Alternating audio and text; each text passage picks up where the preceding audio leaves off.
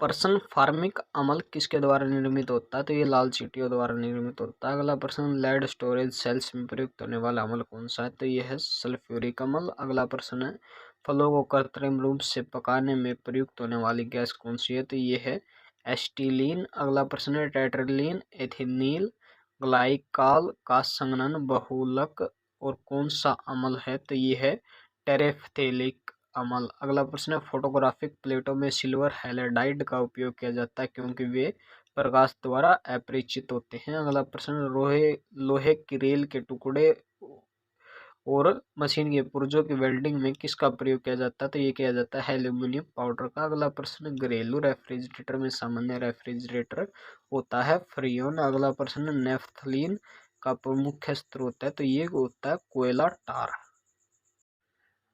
प्रश्न, शराबी समूह की पहचान किसके द्वारा की जा सकती है? तो ये की जा सकती है F3CI3 टेस्ट के द्वारा। अगला प्रश्न है, अग्निशमन वस्त्र किसके बनाए जाते हैं? तो ये बनाए जाते हैं अभ्रक के। अगला प्रश्न, क्लोरोफॉर्म किसके रूप में प्रयोग किया जा सकता है? तो ये निश्चेतक के रूप में प्रयोग किया जाता है। अगला प्रश्न है, गैस स्थिरांक R का अर्ग DG डेग -1 और मोल -1 में मान 8.314 की गुणा में 10⁻7 होता है। अगला प्रश्न है, एक निबेल में कितने बिट्स के बराबर होता है? तो एक निबेल 4 बिट्स के बराबर होता है। अगला प्रश्न है, स्वतःस्फूर्त प्रक्रिया है DG इज नेगेटिव। अगला प्रश्न है, एक सॉल्यूशन है दो या दो से अधिक पदार्थों का समागामी मिश्रण। अगला प्रश्न है, सजीव तंत्र में संख्या के अनुसार सर्वाधिक मात्रा में पाया जाने वाला तत्व कौन सा? तो यह है हाइड्रोजन।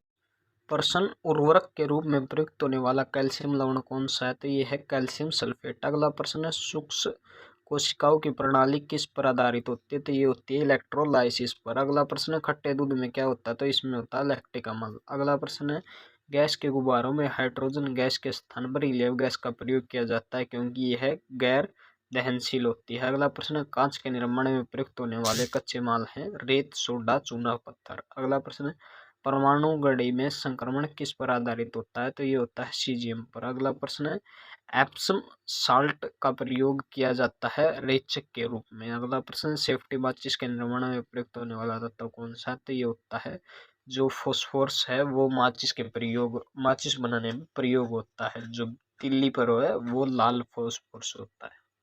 प्रश्न, एक तत्व जो प्रकृति में नहीं होता लेकिन कृत्रिम रूप से उत्पन्न किया जा सकता वह है प्लूटोनियम। अगला प्रश्न, तत्व 106 की खोज किसके द्वारा की गई थी? तो ये की गई थी सीबोर्ग के द्वारा। अगला प्रश्न, ओजोन परत का ह्रास मुख्यतः किसके कारण होता है? तो ये होता है क्लोरोफ्लोरोकार्बन के कारण। अगला प्रश्न, फ्लैश बल्ब का तार किसका बना होता है? तो ये बना होता है Mg का। अगला प्रश्न, किसे सॉल्यूशन के नाम से भी जाना जाता है? तो एक समागमी मिश्रण को सॉल्यूशन के नाम से जाना जाता है। अगला प्रश्न, लोहे के बुरादे को किस तकनीक का प्रयोग करके विषमांगी मिश्रण से अलग किया जा सकता है? तो ये किया जा सकता है चुंबकता।